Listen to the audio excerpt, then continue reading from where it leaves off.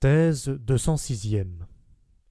Comparé au génie, à l'être qui engendre ou qui enfante, ces deux mots pris dans leur acception la plus forte, le savant, l'homme de science moyen, tient toujours quelque peu de la vieille fille.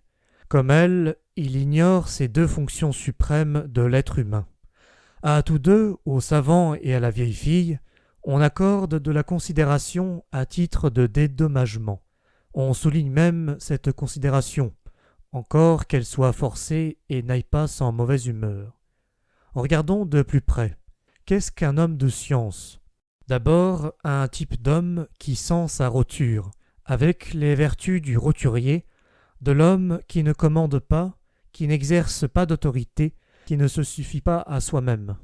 Il a le goût du travail, il prend docilement sa place dans le rang, ses talents et ses besoins sont réguliers et modérés, il reconnaît d'instinct ses pareils et sait ce qu'il leur faut, par exemple ce peu d'indépendance et ce lopin de prairie, sans quoi il n'est pas de tranquillité dans le travail. Il prétend être honoré et reconnu à sa valeur, ce qui suppose d'abord et par-dessus tout qu'il soit reconnaissable.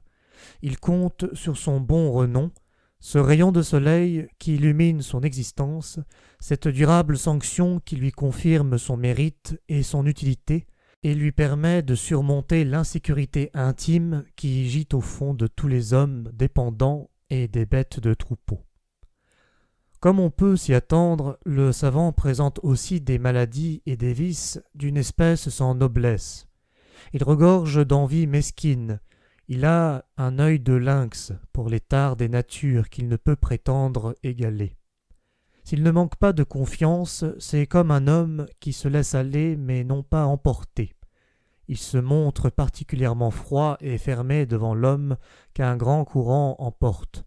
Son œil brille alors comme un lac uni et morne dont la surface ne se ride d'aucun enthousiasme, d'aucune sympathie.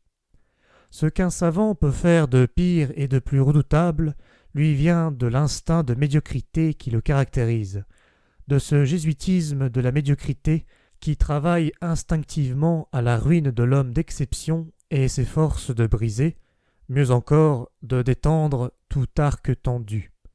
Détendre, avec des ménagements, bien sûr, d'une main légère qui ne veut pas faire souffrir, détendre avec une compassion qui inspire la confiance.